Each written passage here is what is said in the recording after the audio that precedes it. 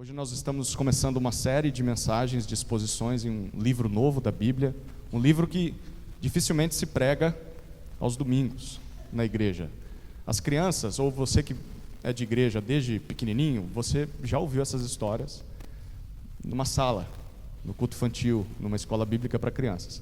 Mas esses livros muitas vezes ficam apenas lá, não são pregados para a igreja e tem muito a nos ensinar sobre a vida cristã. E hoje a gente vai começar a série no livro de Esther. Vamos passear pelos 10 capítulos de Esther, domingo após domingo. Mas se você gosta da história de Esther, vai ser maravilhoso. Se você não conhece, olha, então você vai ter oportunidade. É melhor que série de Netflix, melhor que dorama, eu tenho certeza, tá? Então vale a pena você acompanhar. E fica uma dica, um aviso. Durante a semana, os grupos, quando se reunirem, vão conversar sobre o que está sendo pregado no domingo. Tá? Então preste bastante atenção, anote, rabisque aí a sua Bíblia ou o seu caderninho de anotações, faça perguntas para o texto, estude esse texto durante a semana, porque no dia do encontro os grupos vão conversar sobre o que foi pregado, tá bom? Para achar Esther é fácil, apesar de que talvez seja um pouco difícil para você no começo. Se você abrir a sua Bíblia, bem no meio vai estar o livro de Salmos. Já fez essa experiência? Salmos bem no meio. Você vai voltar um livro, vai encontrar Jó. Volta um livro, vai encontrar Esther. Tá bom? Gostou da dica? Então, abra sua Bíblia aí em Esther. Esther, capítulo 1.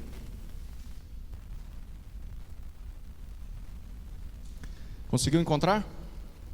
Ok, quem está no celular é mais fácil, né? A Kelly achou rapidinho ali. Muito bom, agora nós vamos fazer a leitura à medida que formos avançando no estudo, tá bom?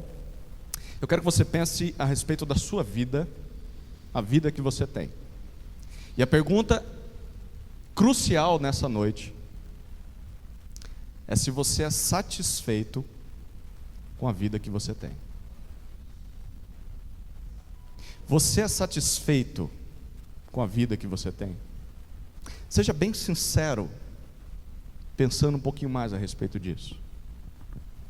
Não seria bom, talvez, ter um pouquinho a mais de dinheiro que seja? Ou talvez um pouquinho a mais de poder? Quem sabe, ganhar o mesmo que o seu chefe? Quem sabe, talvez mais do que isso, ganhar o mesmo que um político? Olha. Ou ganhar o mesmo que uma estrela do cinema, um influencer digital? Ganhar o mesmo que o Neymar indo para a Arábia? Ou ganhar o mesmo que aquele seu streamer favorito, aquele jogador de videogame que ganha dinheiro com isso? Não seria legal? Fazer o mesmo que eles fazem com tanto dinheiro? Já imaginou como seria a sua vida? Não seria legal ir a todos os restaurantes que você sempre sonhou? Aqueles que você vê no Instagram? Poder comer o que você quiser do cardápio, sem ficar olhando para o preço. Simplesmente chegar e pedir o que você mais gosta. Já imaginou viajar para qualquer lugar do mundo, várias vezes ao ano, sem se preocupar com estourar o cartão de crédito e sem ter se preocupar com como você vai pagar essa conta? Ou talvez para você seja dirigir aquele carro, aquela motona, né, William? Né, Juliano? Aquela moto dos sonhos. Ou ir ao shopping, aí agora as mulheres gostam, né? Poder comprar aquilo que você quiser, tudo que seus olhos desejarem. Cada loja que você passar, você pode levar. Quem nunca imaginou uma vida sem boletos? Uma vida sem contas a pagar? Simplesmente talvez você diga, não, todas essas coisas não me apetecem.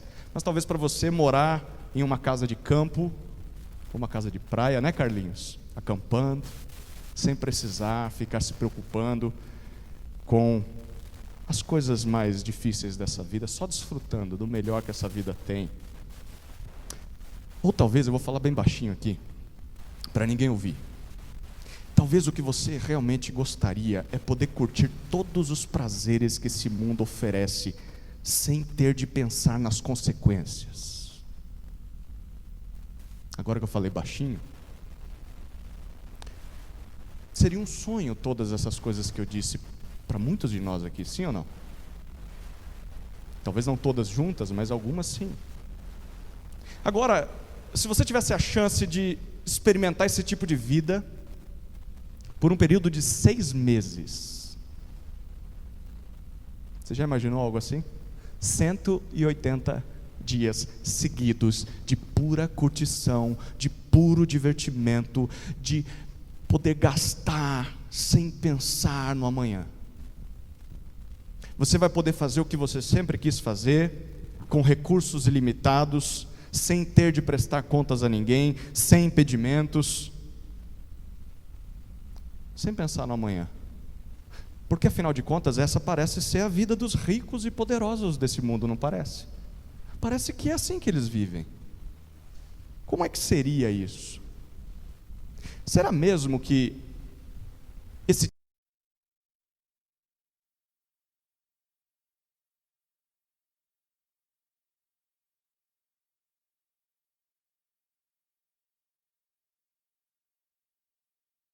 buscarmos esse tipo de vida que essas pessoas têm? Ou será que vale a pena a gente ficar murmurando a Deus, insatisfeitos com o que a gente tem em casa, porque a gente compara com o que essas pessoas têm, e a gente olha para a nossa miséria? Será que vale a pena? E se nós pudéssemos, como uma mosquinha, entrar nas festas, nas mansões, nos palácios, e observar a vida dessas pessoas de perto, o que a gente ia descobrir? É o que Esther capítulo 1 nos apresenta. Os eventos desse livro aqui como um todo aconteceram 50 anos depois que o povo judeu foi liberado para voltar do exílio da Babilônia. 50 anos depois. Mas, ao invés de nos contar o que aconteceu com aqueles que voltaram, Esdras e Neemias fazem isso. Eles contam como foi o retorno. Esse livro de Esther nos apresenta o que aconteceu com aqueles que ficaram lá no exílio, não voltaram, talvez porque não puderam voltar, ou talvez até porque não quiseram voltar. Por que será que alguém não gostaria de voltar do exílio? Bom, porque muitos nasceram ali no exílio. Muitos já estavam bem estabelecidos naquele país, estabelecidos até economicamente. As pessoas já tinham construído suas próprias casas, eles tinham seus negócios. O judeu é muito bom para fazer negócio. Eles já tinham as suas famílias. Para a maioria deles, a vida no exílio era a única vida que eles conheciam. Desde que nasceram estavam lá. Eles só tinham contato com a terra prometida, só tinham contato com os milagres de Deus através das histórias, das músicas que os seus pais contavam e cantavam para eles. Para aquela geração, os tempos eram outros, completamente diferentes daqueles dos seus antepassados. Apesar de, sim, eles criam no único Deus verdadeiro, eles tentavam ser fiéis a esse Deus ali onde eles estavam, mas a vida no exílio, ela não era uma vida fácil. Eles eram cercados por povos do mundo inteiro, cada povo tinha o seu Deus, cada povo tinha a sua religião, e todos se uniam para questionar, para confrontar, para discordar do judeu. Consideravam o judeu um fanático, um lunático, alguém radical. Por quê? Porque o judeu acreditava que só existe um Deus, só um Deus verdadeiro, e todos os outros deuses então são falsos, são ídolos criados por homens. Então isso incomodava as pessoas ao redor. A pressão contra um judeu no exílio, para que ele negasse a fé, era gigantesca. E é aqui que entra o livro de Esther. Esther foi escrito para essas pessoas em especial, para aqueles que continuam vivendo no exílio, aqueles que nunca pisaram na terra prometida, que talvez nunca viram um grande milagre de Deus. E deixa eu dizer, talvez esse aqui é o livro bíblico mais atual para a nossa geração. Já parou para pensar nisso? Nós nunca pisamos na terra prometida, nós ainda aguardamos o reino celestial, e vivemos como exilados aqui. A pressão para negarmos a fé no único Deus verdadeiro, para negarmos que só Jesus salva, é muito grande. Enquanto o povo de Deus está exilado, está longe da terra prometida, o povo de Deus está pagando altos impostos para o governo vigente, e está buscando a sua vida de fé, expressar a sua confiança em Deus, mas eles são estrangeiros para a maioria, pessoas mal vistas, ninguém queria eles ali. Enquanto eles tentavam viver dessa forma, havia uma tentação, a tentação de invejar os ricos, os poderosos do exílio, aqueles que dominavam sobre eles. E a tentação, além disso, era também buscar uma vida como a daqueles ricos. Como seria bom não ser quem eu sou? Como seria bom ser como um deles, ter o que eles têm, fazer o que eles fazem? Certamente, se eu fosse como um deles, a minha vida seria muito melhor do que essa miséria, essa desgraça que é a minha vida. Será mesmo? É essa pergunta que Esther capítulo 1 responde. Nesse capítulo, o autor, o narrador da história, conta para nós o que aconteceu na vida no palácio, longe dos olhos do povo comum, durante 6 meses. Ao ler esse capítulo, nós somos como aquelas mosquinhas que entram ali, intrusas, têm o privilégio de descobrir como é a vida desse tipo de pessoa. Esther capítulo 1 conta para nós o que a mídia não mostra, o que a Globo não mostra. Como é a vida real dessas pessoas poderosas? Você quer saber? Quer saber como eles são por trás das cortinas? Quer ver aquilo que se esconde atrás da aparência, atrás das riquezas, atrás das regalias que essas pessoas têm? E o melhor, depois de tudo isso, você quer saber se você ainda quer ter o tipo de vida que eles têm? Bom, aqui vão 2 lições de Esther capítulo 1 para nós.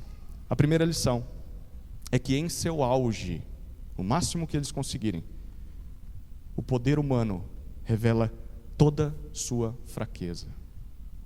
Nós vamos descobrir isso nos versículos 1 até 12. E a segunda lição é que em seu auge, a sabedoria humana revela toda a sua tolice. Versículo 13 até 22. Vamos ver como é a vida dos ricos e poderosos deste mundo, por trás das cortinas. Primeira lição: em seu auge, o poder humano revela toda a sua fraqueza. Esther capítulo 1, versículos 1 até 12.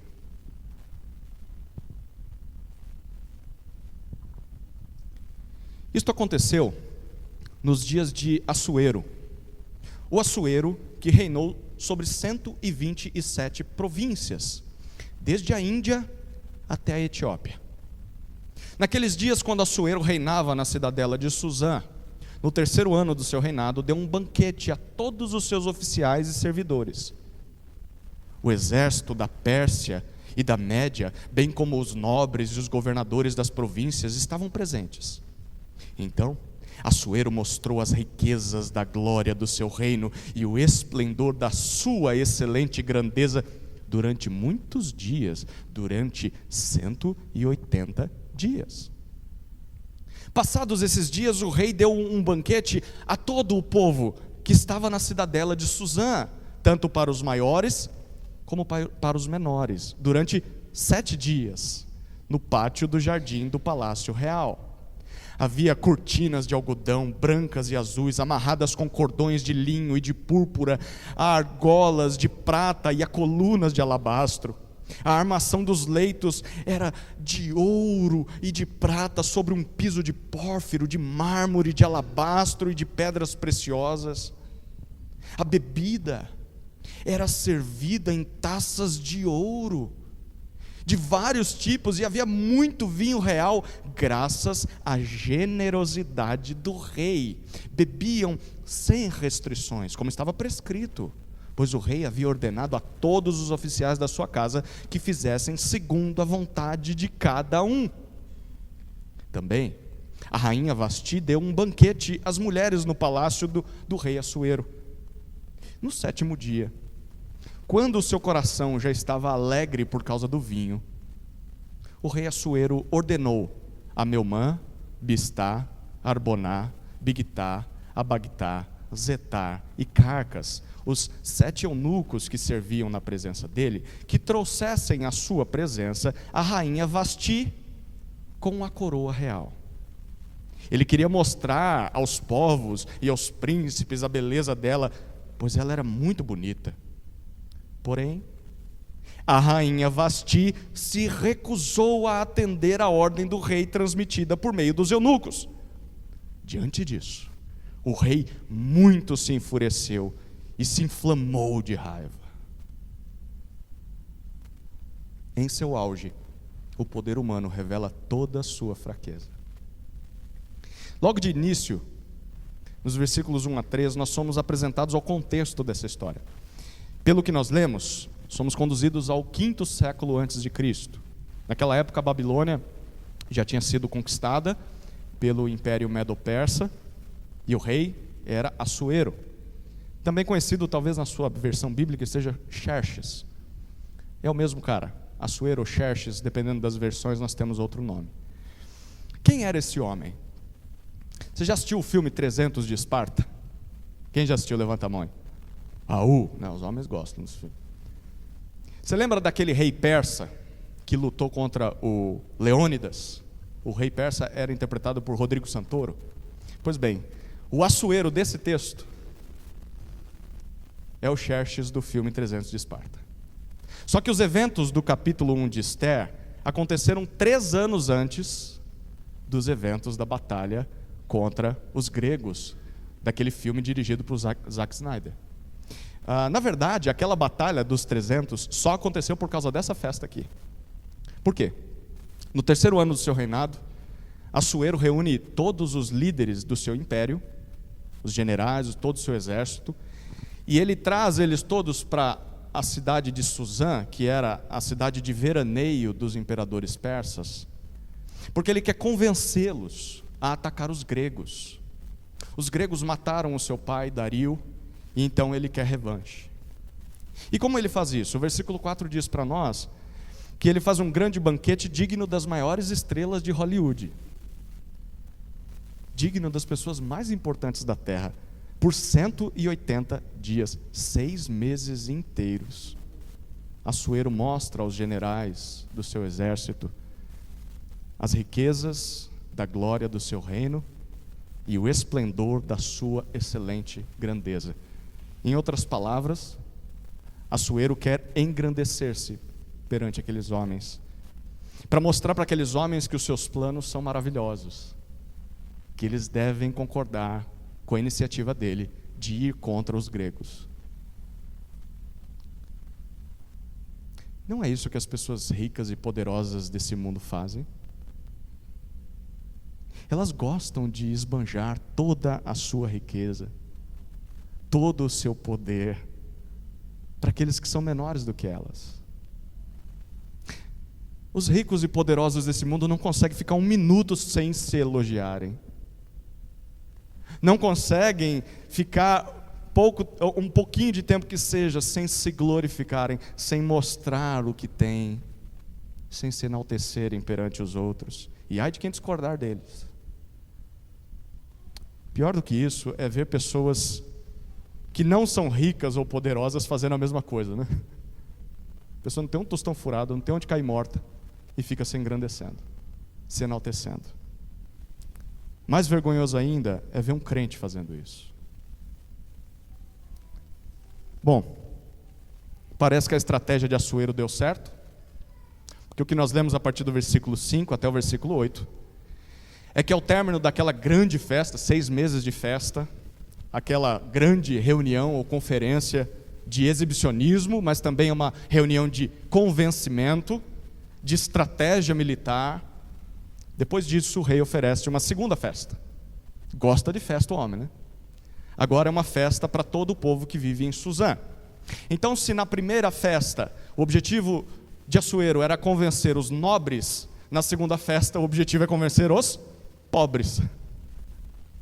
Agora ele chama todos os cidadãos, desde o maior até o menor, para passar 7 dias, agora não é dentro do palácio, é ali no pátio do jardim, mas desfrutando do melhor que tinha, bebendo do vinho real. Não é aquele vinho de 20 reais, não.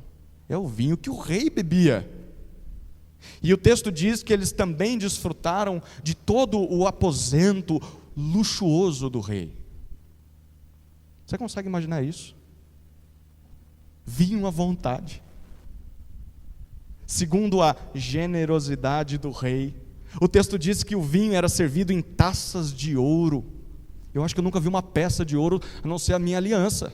Imagina a taça de ouro. Cada um podia beber o quanto quisesse. Até mesmo o rei deu essa ordem no versículo 8. Nós lemos que cada um faça segundo a sua própria vontade. Para muitos dos nossos dias, essa aqui é exatamente o tipo de ordem, de lei que gostariam de ouvir, né? Imagina sair um decreto no nosso país dizendo assim: venha para a festa conosco, beba o quanto quiser, divirta-se o quanto puder, faça aquilo que você bem entender. Pois bem, isso pode até parecer convidativo, mas é uma armadilha. Por que é uma armadilha? Porque a gente sabe. No fim das contas, o que Assuero quer com a sua generosidade nada mais é do que algo interesseiro. Ele quer convencê-los a fazer o que ele quer fazer. Igual a maioria da generosidade da maior parte dos ricos e poderosos desse mundo. Eles são interesseiros. Eles dão, mas querem receber algo em troca. No final dos 7 dias, a festa vai acabar. E nada vai mudar. Porque Assuero vai continuar sendo rei, mas os pobres vão voltar para suas casas, vão voltar para aquelas suas vidas mesquinhas, oprimidas, vidas medíocres. É tudo ilusão. Mas o convite estava lá. Queridos, os convites para as festas desse mundo não passam disso. São cheios de segundas intenções, oferecem o bom e do melhor para nós. Os ricos, poderosos desse mundo nos atraem com essas coisas. Mas no final das contas, eles só querem se exaltar às nossas custas. Eles só querem nos comprar, nos manipular ou nos controlar, porque estão dando algumas coisas para nós e nós achamos que somos iguais a eles. Mas também, através dessas coisas, eles querem deixar algo muito bem claro: quem está por cima e quem está por baixo. Quem está por cima são eles, quem está por baixo é eu e você. E a gente está todo feliz, fui convidado. Tolo. Convites como esses nos lembram que nós nunca seremos como os ricos e poderosos dessa vida. Nós não passamos de meros convidados passageiros, temporários. No versículo 9, a história continua e nós somos apresentados uma segunda personagem, agora é a rainha Vasti. Ela também decidiu fazer uma festa para as mulheres do reino, e foi aí que a confusão ficou armada. Por quê? No último dia de festa, versículo 10 e versículo 11 nos mostram isso. Assuero já estava bêbado, também pudera, né? 6 meses, depois mais 7 dias bebendo. Pois bem, ele está bêbado. E ele teve a brilhante ideia de chamar Vasti para vir para a presença de todos os convidados da festa. Qual que é o objetivo dele? O texto deixa muito claro: exibi-la. Ele quer mostrar Vasti para todos como o seu maior troféu. Ele passou muitos dias mostrando as coisas que ele conquistou, mas ele quer mostrar o maior de todos os troféus. É Vasti, porque o texto diz que ela era muito bonita. Há comentaristas aqui que acreditam que o objetivo de Assuero não era apenas apresentar a beleza da sua rainha às pessoas, mas expor a nudez de Vasti.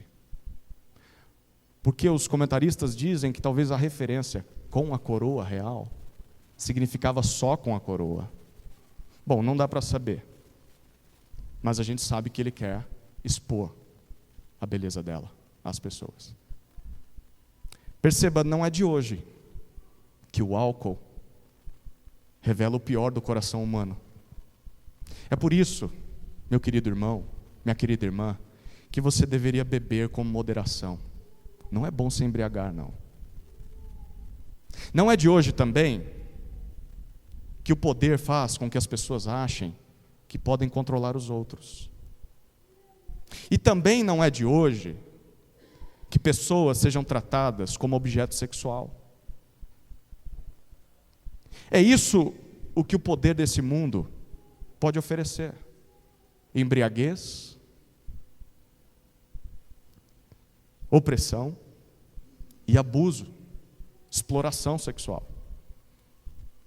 Toda vez que nós nos rendemos a essas coisas, nós estamos imitando os ricos e poderosos que tanto nos oprimem, que tanto odiamos. Então, toda vez que você se rende a um vício, que você se debruça diante de algo que te controla, toda vez que você trata as pessoas com desprezo, ou trata as pessoas como objeto, como se você fosse mais importante do que essas pessoas, toda vez que você se aproveita da vulnerabilidade de alguém, ou você consome pornografia, ou nudez de outra pessoa, você está agindo como Assuero, você está agindo como um rei pagão, um rei imoral, nojento, desprezível.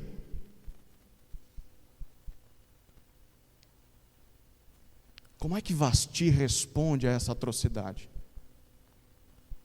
O texto no versículo 12 nos surpreende, porque ela responde de forma impressionante. O texto diz que ela contraria o rei mais poderoso da época, e óbvio, isso vai gerar raiva no rei. Já parou para pensar sobre isso? Na nossa cultura, há mulheres que nem precisam ser mandadas. Na nossa cultura, há mulheres que gostam de se exibir. Não precisa da ordem do rei. Elas mesmas saem de casa querendo se exibir, se mostrar sua beleza, mostrar até a sua nudez aos outros. Mas Vasti se recusa. E ela se recusa mesmo correndo riscos, talvez até de morte. Que grande diferença, né? De muitas crentes nos nossos dias. Roupa curta, colada, decotes enormes, partes íntimas do corpo à mostra. Para quê? Para quê? O que você quer com isso? O que você quer conquistar com isso? Você quer expor a sua beleza? É sério? É sério que você precisa disso para ser valorizada? Parece que o narrador de Esther discorda disso. O valor da mulher não está no fato dela ser um objeto de admiração de homens devassos, homens impuros, homens beberrões. E quem está ensinando isso para nós é uma rainha pagã. É Vasti, a esposa do rei Assuero. Que coragem! Será que essa coragem está em nós? Porque quem se vende como um objeto, pela sua vestimenta, pelas suas fotos, pelo seu linguajar, suas conversas, não vai ser tratado melhor do que isso. Um mero objeto, descartável. No primeiro sinal de que a beleza está indo embora, você é descartado, descartada. Esse texto é cheio de ironias, né?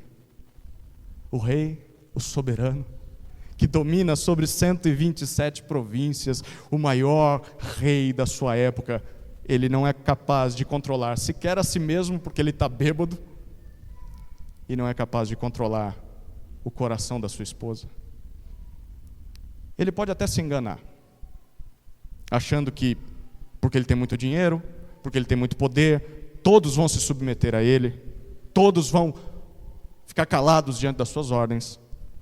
Mas as pessoas, a gente sabe, as pessoas só concordam com Assuero porque elas têm medo de Assuero. Ou talvez porque elas são interessadas em algo que ele pode dar. Se Assuero não der nada em troca, ou se Assuero não ameaçar as pessoas, ele não consegue muita coisa. E aqui está a ironia. Talvez os poderes desse mundo eles não sejam tão poderosos assim. Sim, eles têm recursos, eles têm influência. Sim, os poderes desse mundo podem oferecer para nós muitas coisas, para tentar nos convencer a fazer aquilo que eles querem que a gente faça. Sim, os poderes desse mundo podem nos fazer mal, caso a gente contrarie eles. Mas, não. Eles não podem controlar o nosso coração. Não podem.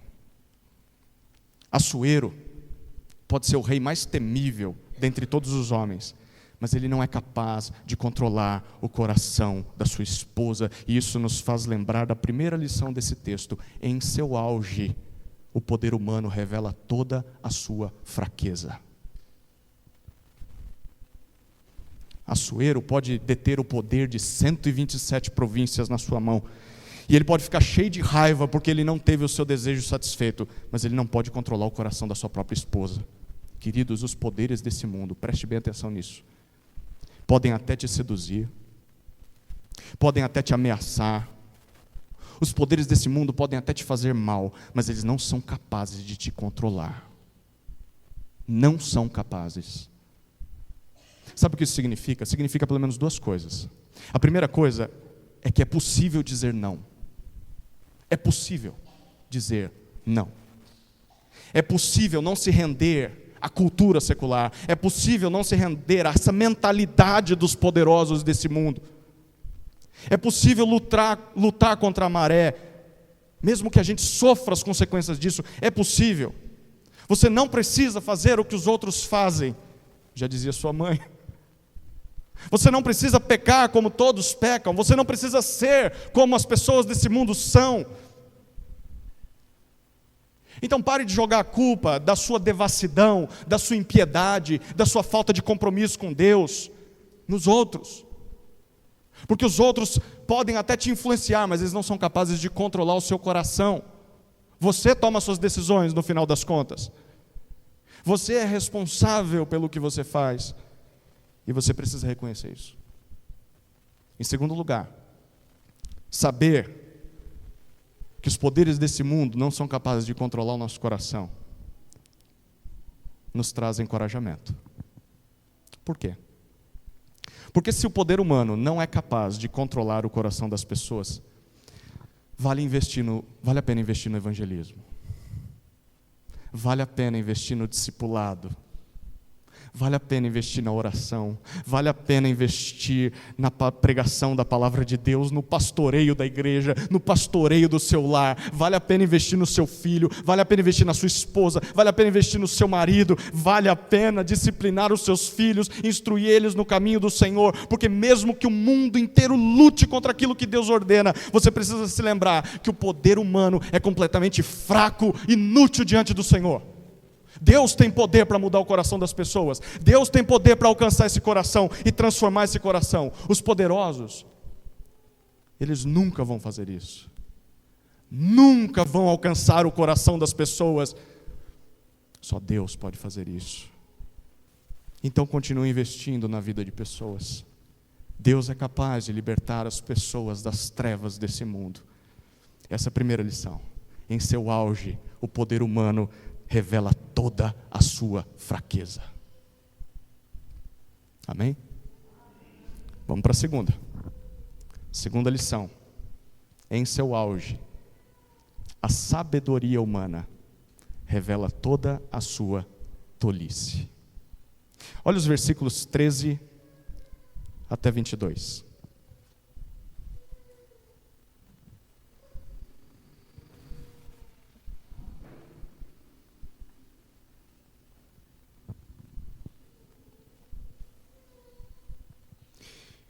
Então o rei consultou os sábios, que entendiam dos tempos, porque era seu costume fazer isso na presença de todos os que conheciam a lei e o direito.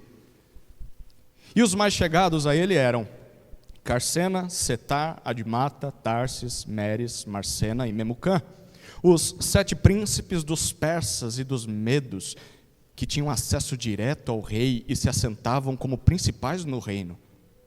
Ele perguntou: segundo a lei, o que se deve fazer à rainha Vasti por não haver cumprido a ordem do rei Assuero transmitida por meio dos eunucos? Então Memucã disse na presença do rei e dos príncipes: a rainha Vasti não somente ofendeu o rei, mas também todos os príncipes e todos os povos de todas as províncias do rei Assuero. Porque a notícia do que a rainha fez chegará a todas as mulheres, de modo que desprezarão o seu marido, dizendo: o rei Assuero mandou que a rainha Vasti fosse trazida à sua presença, mas ela não foi. Hoje mesmo, as princesas da Pérsia e da Média, ao ouvirem o que a rainha fez, dirão mesmo a todos os príncipes do rei, e assim haverá muito desprezo e indignação. Se for do agrado do rei, que ele baixe um decreto real e que se inscreva aqui nas leis dos persas e dos medos, e não se revogue, que Vasti fica proibida de comparecer à presença do rei Assuero, e que o rei dê o reino dela a outra que seja melhor do que ela. Quando esse decreto do rei for proclamado em todo o seu reino, que é tão vasto, todas as mulheres darão honra a seu marido, tanto ao mais importante como ao menos importante. O conselho agradou tanto ao rei como aos príncipes, e o rei fez o que Memucã havia sugerido. Enviou cartas a todas as províncias do reino, a cada província segundo o seu modo de escrever, e a cada povo segundo a sua língua, que cada homem fosse senhor em sua casa, e que se falasse a língua de seu povo. Em seu auge, a sabedoria humana revela toda a sua tolice. O rei Assuero está irado. Talvez tenha sido a primeira vez na vida dele que alguém contrariou ele. Como assim? Como Vasti ousa? Quem ela pensa que é? Por que ela não faz o que eu mando? Ela não sabe quem eu sou? Logo para cima de mim? Logo eu, o rei Assuero? Não, isso não vai ficar assim. Interessante. Como é que nós reagimos quando não temos o que queremos? Muitas vezes é com raiva, não é? Para não dizer todas as vezes. A raiva demonstra muito aquilo que está no nosso coração. A raiva demonstra muito quem são os nossos ídolos. Pelo que você fica irado? O que mais te causa indignação? Será que é uma ofensa contra Deus e contra aquilo que Deus diz? Ou é apenas porque você foi contrariado? Apenas porque não fizeram a sua vontade, não te deram aquilo que você queria, não atenderam às suas expectativas. Assuero quer fazer alguma coisa a respeito. É preciso castigar Vasti de alguma forma. Não é o que a gente faz quando a gente não tem o que a gente quer. A gente quer punir a pessoa. A gente quer castigar a pessoa. A gente busca alguma forma de ferir aquela pessoa, de retalhar aquela pessoa, de nos vingar, porque ela não nos deu aquilo que nós queríamos, aquilo que nós merecíamos. O que o rei faz? Os versículos 13 e 14 nos dizem que ele faz uma outra reunião, dessa vez uma festa. Ele convoca todos os seus sábios, o texto enfatiza aqueles que conheciam os tempos, para aconselhá-lo. Ele quer saber, dentro da lei e do direito dos medo-persas, o que se deveria fazer numa situação dessa. Aqui estão os especialistas daquela época. Aqueles que entendiam das coisas, que sabem o que fazer. Quem são os nossos especialistas hoje? Os influencers, os comentaristas de jornais, os coachings, os filósofos, os cientistas, os gurus evangélicos. São eles. Os psicólogos, são eles. Bom, a pandemia mostrou muito bem para a gente o quanto é que essa turma sabe, né? Mas eles são os especialistas. Os especialistas são chamados. Assuero faz uma pergunta. O que a lei manda que eu devo fazer a respeito de Vasti? Diante dessa desobediência clara, uma ordem do rei. Perceba, o grande rei das 127 províncias, o rei que passou 6 meses e 7 dias revelando para as pessoas toda a sua grande glória, todo o seu poder, o rei que bebe o quanto quer, o rei que manda em tudo e em todos, o rei não sabe o que fazer com Vasti. Ele não conhece a própria lei. Que grande rei ele é, que grande incompetente, isso sim.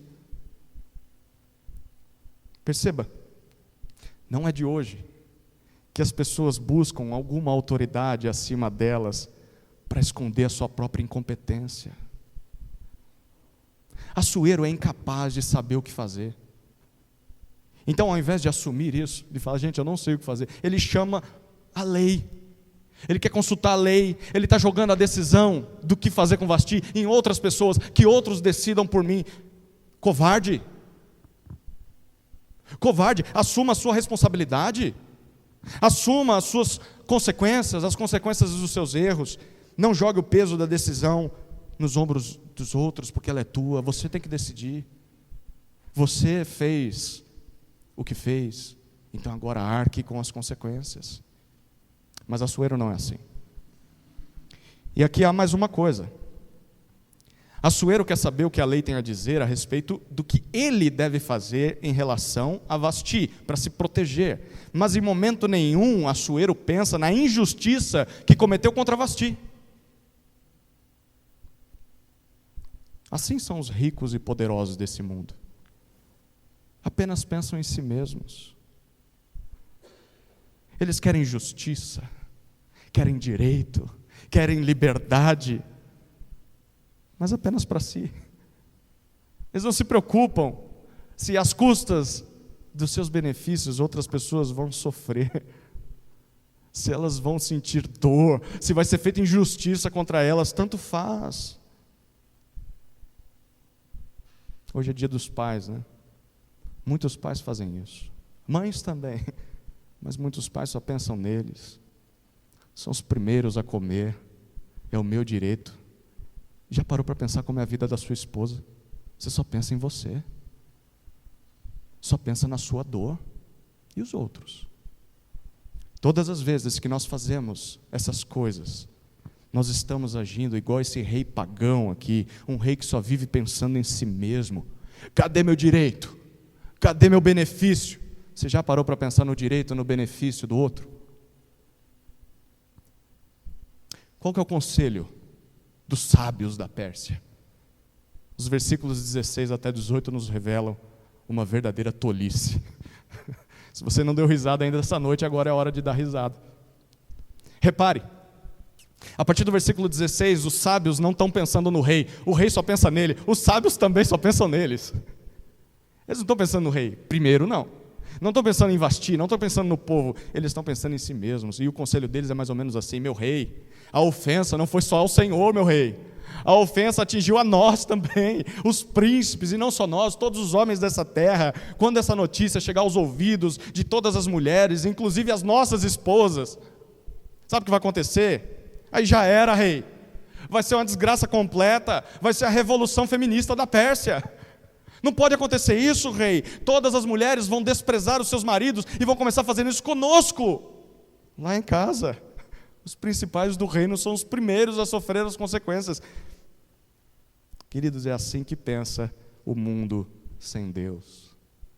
Esse mundo só pensa em si mesmo. Qualquer pessoa, qualquer grupo, qualquer movimento social que defenda justiça, mas não teme a Deus, preste atenção nisso. Qualquer pessoa, qualquer grupo, qualquer movimento social que defenda a justiça, mas não teme a Deus, no final das contas, está olhando apenas para si mesmo. Não se iluda. A maior preocupação desses sábios aqui não é a vergonha de Assuero. a vergonha que ele está passando. A maior preocupação é a vergonha que eles mesmos vão passar se essa história for vazada, se ela não for resolvida. Se as suas esposas ouvirem o que Vasti fez e não teve consequência, suas esposas vão fazer a mesma coisa em casa. Isso mostra um pouquinho como era disfuncional a família dessa turma, né? Que casamento terrível desses sábios. Isso é muito comum hoje em dia. Muito comum. A pessoa é cheia de conselhos para dar. Casamento, mundo financeiro, negócios. Está cheio disso no mundo de hoje. Só que aí você vai olhar para a vida dela, é uma miséria completa. O casamento está por um fio, ou está no segundo, terceiro, quarto casamento. Seus filhos não se submetem, ou o seu dinheiro está uma bagunça. Não é assim que a gente olha para os ricos e poderosos desse mundo? Os sábios da Pérsia são iguaizinhos. Bom, basicamente o conselho deles no versículo 19 e o versículo 20 é o seguinte: rei, proclame um decreto real, um decreto que proíba Vasti de comparecer à sua presença e dê o lugar de Vasti para uma outra mulher que seja melhor do que ela. Melhor para os sábios o que é? É alguém que siga a cartilha, alguém que não seja teimosa igual Vasti, alguém que faça o que o Senhor quer que ela faça, alguém que atenda a todos os caprichos. É isso que os sábios pensam. Alguém bom é alguém que se submete a caprichos pecaminosos. Sempre tem alguém, né? Sempre tem alguém para substituir, para fazer o que os ricos ou poderosos querem. Rei, quando todos souberem disso, que o Senhor castigou a rainha Vasti, perceba o versículo 20, o que eles dizem. Todas as mulheres darão honra a seus maridos. Agora é hora de dar risada de novo. Quem garante isso? Quem garante esse negócio? Quem garante que uma lei, um decreto faça com que todas as mulheres das 127 províncias façam exatamente aquilo que o próprio rei não conseguiu obrigar sua esposa a fazer? Perceba, respeito, honra, tanto no casamento quanto fora do casamento, não se conquista na base da canetada. Não é uma autoridade imposta. Respeito, honra é conquistado. Lei humana nenhuma é capaz de fazer com que as pessoas obedeçam de coração. No máximo, as leis conseguem apenas controlar o comportamento das pessoas, mas não o interior das pessoas. Mas os ricos e poderosos desse mundo, eles não querem saber disso. Os ricos e poderosos desse mundo, para eles não interessa se a obediência das pessoas é de coração ou não, desde que seja obediência. Eu só quero que faça o que eu mando. Puxa vida, e tantas vezes como pais a gente faz a mesma coisa, não é? Só faz o que eu mandei. O coração da criança está longe. A gente está repetindo os ricos e poderosos. Mas com Deus é diferente. Para Deus, o coração é mais importante do que as atitudes. E nós também devemos considerar assim. Portanto, antes de querer obediência das pessoas, antes de querer o respeito, a submissão, a honra das pessoas, nós devemos primeiro conquistar seus corações, ganhar seus corações. Não adianta decretar uma lei, é preciso alcançar o coração das pessoas. Isso serve para você, papai, que está aqui, quer que a sua esposa te respeite mais, que os seus filhos te obedeçam. Você tem que ganhar o coração deles, não é na força. Mas também serve para você, esposa, que está aqui, e os seus filhos não te ouvem, o seu marido é teimoso igual uma porta. Não adianta ficar gritando, não adianta fazer greve de sexo, é ganhar o coração do teu marido. Isso é apenas comportamental. Isso também serve aqui para o papai com o filho com o papai. Filhos que veem seus pais desconfiando deles o tempo todo, mas eles não dão motivo. Sabe como é que você vai conquistar a confiança do seu pai, da sua mãe? Alcançando o coração deles. Não é gritando, batendo na porta do quarto e dizendo, agora eu sou um rebelde. Se você quer que eu seja um rebelde, eu vou ser também. Não é assim.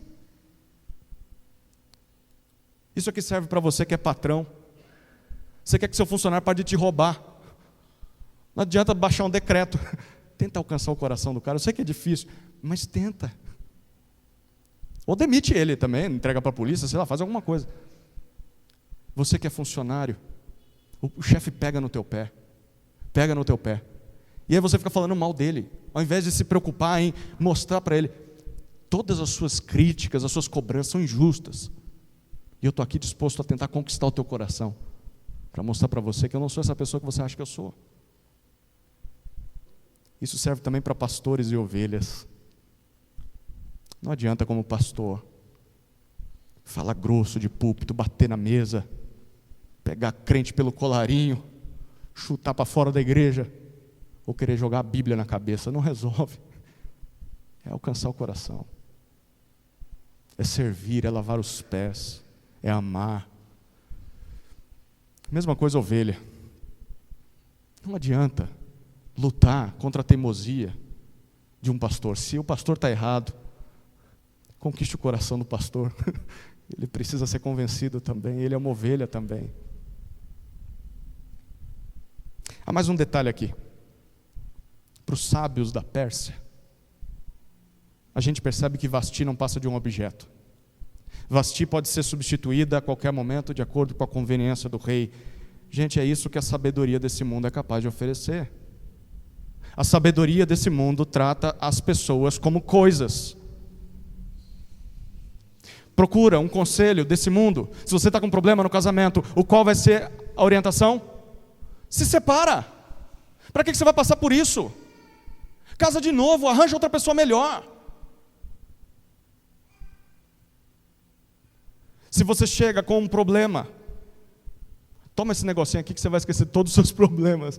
Mas e os meus problemas? Não precisa pensar neles, não. Não resolve o problema. A sabedoria desse mundo trata as pessoas como objetos descartáveis. Quando elas não servem mais, descartam. Não é assim que fazem com o aborto? Uma criança vai atrapalhar. Descarta. Sacrifica. Mata uma pessoa. Mas tudo higienizado. Tudo limpinho, bonitinho. Qual foi a reação de Assuero a esse conselho ridículo? Versículos 21 e 22 nos mostram que a reação dele é a reação de se esperar de alguém como ele. Ele ama a ideia. Uau, é isso mesmo, fantástico, vamos fazer isso. Então o decreto é assinado, o decreto é traduzido em todas as línguas faladas no reino e enviado a todas as 127 províncias governadas na Pérsia. Gente, o mais irônico em tudo isso é o teor do decreto, versículo 22. Que cada homem seja senhor em sua casa. Patético. Se nem o poderoso rei Assuero conseguiu fazer isso no seu próprio palácio, como é que ele vai conseguir obrigar as mulheres de todo o seu reino a fazerem isso? E você quer mais uma ironia? Aqui vai mais uma. Assuero significa Senhor dos Senhores. Era um título que o rei da Pérsia tinha. Que belo senhor ele é, né? Repare mais um detalhe curioso. O decreto é enviado a todos os povos, em todas as suas línguas, desde os maiores até os menores. Sabe quanto tempo isso duraria? Para alcançar todas as províncias. Primeiro traduzir o decreto para todas as línguas, depois alcançar todas as províncias. Mais 6 meses. 1 ano perdido da vida da Pérsia. Mais 6 meses. Isso é muito interessante. Mesmo que os ricos ou poderosos pensem nas minorias do seu reinado, Assuero está escrevendo até para os menores. Ele quer que todos, até aqueles que são um povo pequeno, com uma língua que a maioria não fala, escreve na língua deles também. Assuero está pensando nas minorias. Mas, ainda assim, Assuero não está preocupado com elas. Ele está preocupado consigo mesmo. Perceba o quanto isso é atual, gente. Mesmo quando os poderes desse mundo criam leis, criam decretos pensando em minorias, ainda assim não estão pensando nas minorias, eles estão só pensando em cumprir os seus próprios planos. No final das contas, Assuero não está preocupado no que vai acontecer nos lares do seu império, mas apenas com a vergonha que ele está passando com a Vasti. Não se iluda. Quando um poderoso promulgar uma lei, ou uma facilidade, ou um benefício para você, e talvez você faça parte de algum grupo minoritário, não se iluda, porque no final das contas, esse poderoso, ele não está pensando em você, esse poderoso está pensando em si mesmo. É assim que as coisas funcionam nesse mundo sem Deus. Não há amor verdadeiro sem interesse, não há. Você não passa de massa de manobra para os poderosos, para no final das contas, porque eles te deram uma migalha, uma coisinha aqui, uma coisinha ali, eles consigam talvez o voto seu, consigam talvez o seu apoio, consigam que você seja uma voz para eles, porque no final das contas, eles querem que você se submeta aos planos deles, que você defenda o que eles defendem. Eles não se preocupam com você, só Deus se preocupa com você, genuinamente Deus.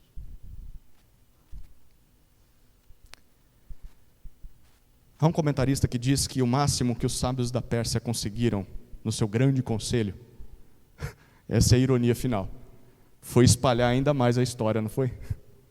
Traduzida em todas as línguas agora. A vergonha que Assuero passou nas mãos de Vasti.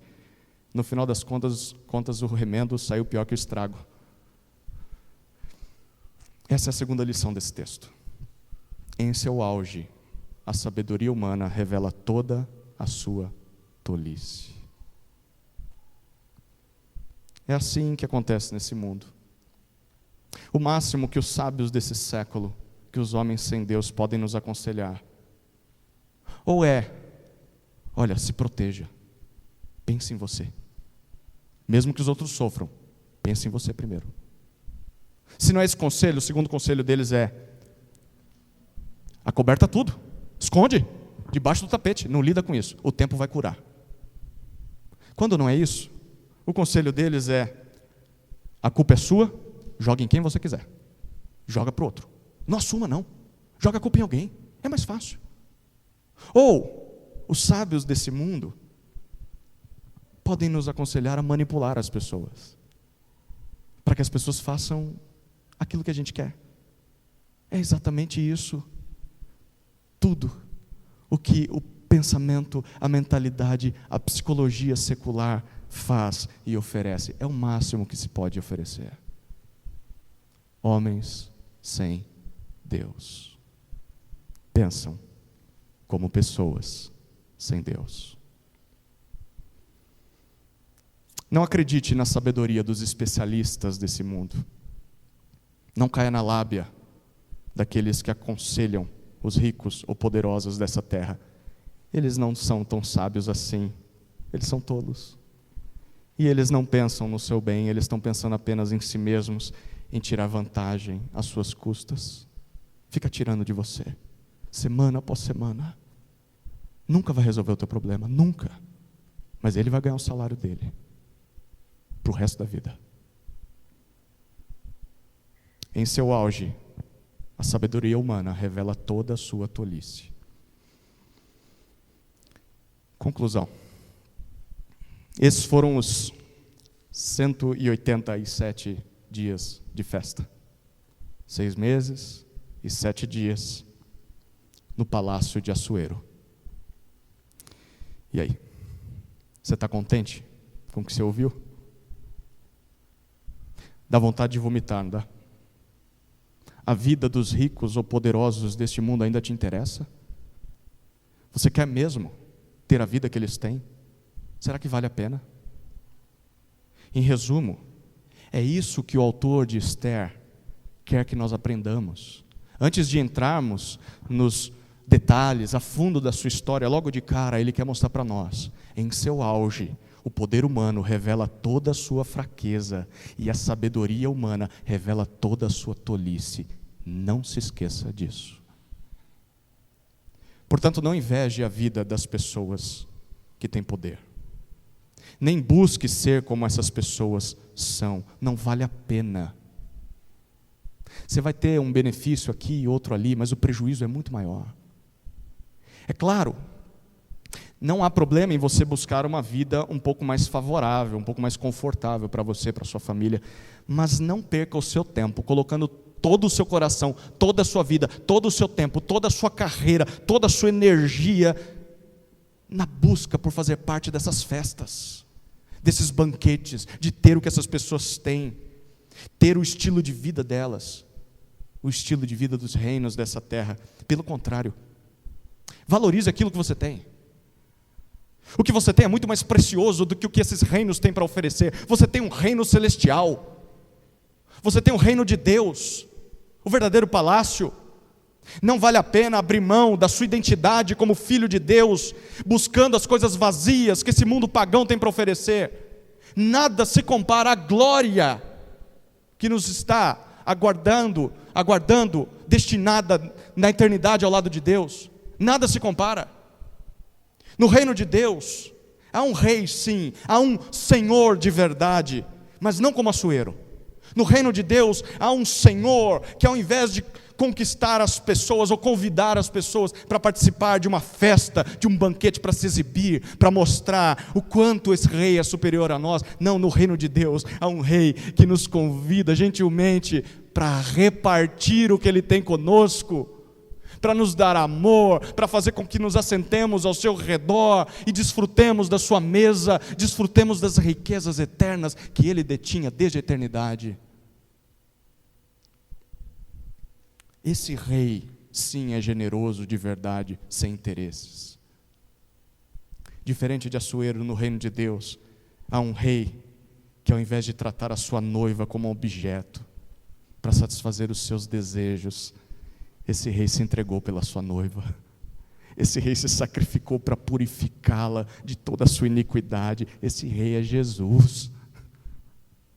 Jesus nos convida a participar desse tipo de reino.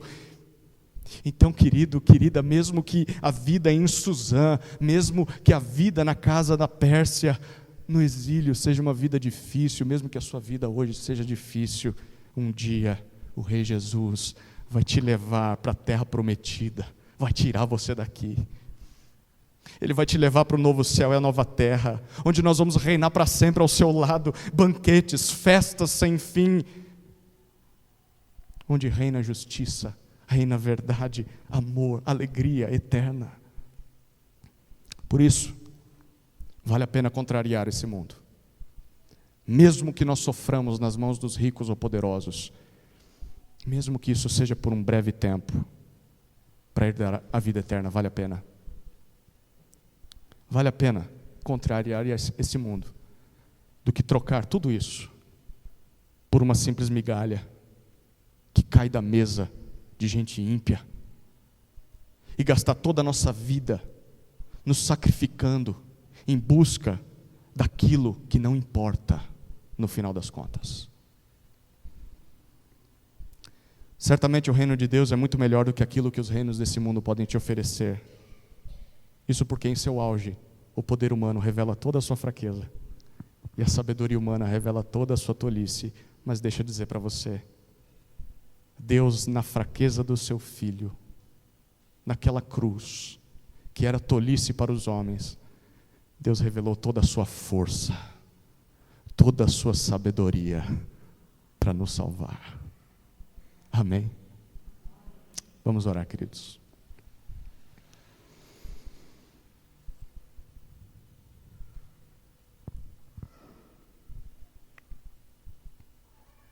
Querido Deus, obrigado pela Tua palavra.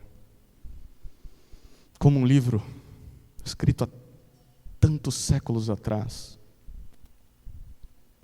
tem tanto a nos dizer hoje. Tira de nós, Senhor, a busca pelas coisas desse mundo. Dá-nos contentamento com aquilo que o Senhor tem nos dado. E dá-nos um olhar voltado para a eternidade, porque isso é o que realmente importa. É a nossa oração no nome de Jesus. Amém. Amém.